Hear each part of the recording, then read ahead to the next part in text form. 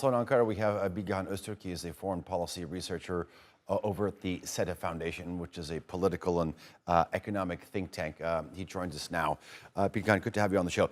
Okay, so when Sweden and Finland first announced their desire to join NATO, Turkey was quick to raise some security concerns. I understand that.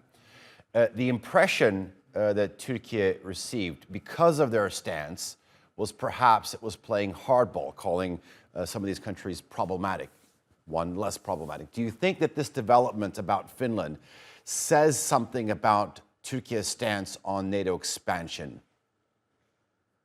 Well, Turkey's stance has been clear, and it was based on certain demands to be met by these aspiring countries to be NATO members, rather than playing hardball, or rather than stalling their membership bid for an indefinite period, which would be a display of some sort of brinkmanship. I know that this kind of perception has been put up by many since the application bid of these two members, but it wasn't the fact. So the fact was Turkey was in favor of NATO expansion. Turkey proved to be in favor of NATO expansion based on its track record, but just rightfully raised certain security concerns, which are legitimate, because if the three of these countries to be NATO allies, they have to be respectful for each other's security concerns. This is the most basic premise of an alliance. So this was the main demand of Turkey, and it was defining Turkey's stance from all along. And now this prospect of Finland joining NATO and Turkey is let's say ratifying its membership bid, I think attests to that, maintaining that stance. Let's analyze the immediate future. I mean, we all know that most within NATO would have liked to see a simultaneous ratification, but under the current impasse, it seems that giving the green light for Finland seems to be the best option for a number of reasons. Like you say, I mean, Turkey is coming out and saying that, you know, it's proof that of their stance that they're for NATO expansion. Also, Finland shares a 1,000 plus kilometer border with Russia. So when it comes to the security of Sweden, it's kind of a buffer zone. That's right. For two main reasons, it makes more sense to ratify Finland and maybe leave Sweden's NATO membership application to a further period. Because of the reasons you just mentioned. Finland is the one that is much more under threat by Russia, as it is sharing a long border with Russia. So when it comes to Russia posing a geopolitical risk to both these countries, Sweden and Finland, it is obvious that Finland has been at the very forefront of this danger. So it is right to prioritize Finnish bid compared to Swedish, and at the same time there is the other reason. The other reason is about Turkey's security concerns. From the very beginning, it was clear that Finland was not harboring as much PKK or FETA presence as Sweden does.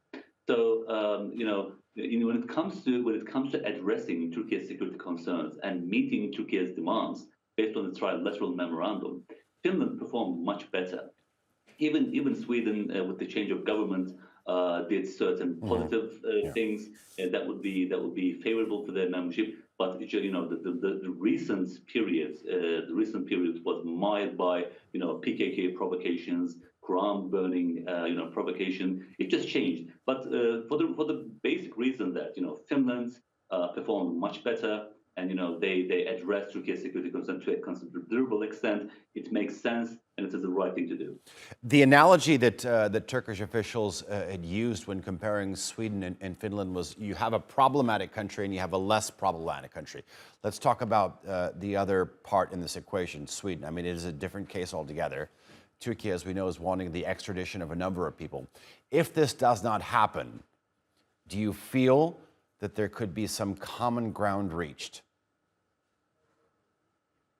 If these are not met by Sweden, of course, Turkey's stance is clear. It has been saying that I will not approve your membership as long as you don't recognize my security interest and security concerns and meet my demands.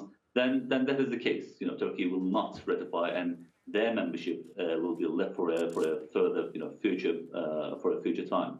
And in that sense, we will have Finland as part of the NATO alliance. Sweden will be the only country left out. And I think Turkey, from the very beginning of this process, the pressure is natural. Many members of the alliance, chief of the United States, has been quite insisting on Turkey, ratifying both